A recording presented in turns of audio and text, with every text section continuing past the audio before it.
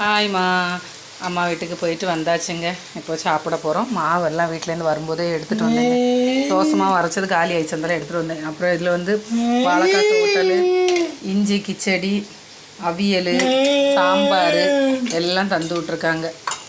Night சாப்பிட்டு தான் போக சொன்னாங்க. நாங்கள் தான் சரி நாளைக்கு காலையில் ஸ்கூலுக்கு போகணும்லாங்க பிள்ளைக்கு, நல்லா டைம் ஆயிரும், காலையில் எந்திச்சிக்கிடவும் மாட்டான். அதனால் கிளம்பி வந்துட்டோம். அப்புறம் இது அம்மனுக்கு கோயில் இருக்குல்ல, எங்கள் வீட்டு அம்மன் கோயில் இருக்குது, அங்கே சாமி முன்ன வச்ச படப்புக்கு வச்சுருந்தது எள்ளு உருண்டை, இந்த சாத்து, ஆரஞ்சு, கிரேப்ஸு, புட்டமது, சக்கா எல்லாம் தந்து விட்டாங்க. எல்லாத்தையும் வாங்கிட்டு வந்துட்டோம். இந்த கறிக்கு தோசை ஊற்றிட்டே போ, நீ போய் எடுத்துகிட்டு வேணாம் சாப்பிடு போ. போமாக்கா, வெளியே நல்லா மழை பெஞ்சிட்டு இருக்குங்க. போங்க, எடுத்துகிட்டு போங்க. அக்காவை ஊட்டி விட சொல்லு போ. அக்காள்கிட்ட கொண்டு கூட அக்கா ஊட்டி விடுவோம். போத்தாங்க, வா வா வா வா வா அக்காள்கிட்ட ஊட்டி விட சொல்லு. ஏன் இங்கே பாருங்கள் வரமாட்டேன், ஏன்னா அந்த குழம்பு ஏதாவது நான் ஊற்றி கொடுக்கணும். வெறும் தோசை மட்டும் கொடுத்தா வரமாட்டாங்க. சரி, எனக்கு குழம்பு ஏதாவது வச்சு கொடுத்தா தான் என் பிள்ளை கிளம்புவோம்.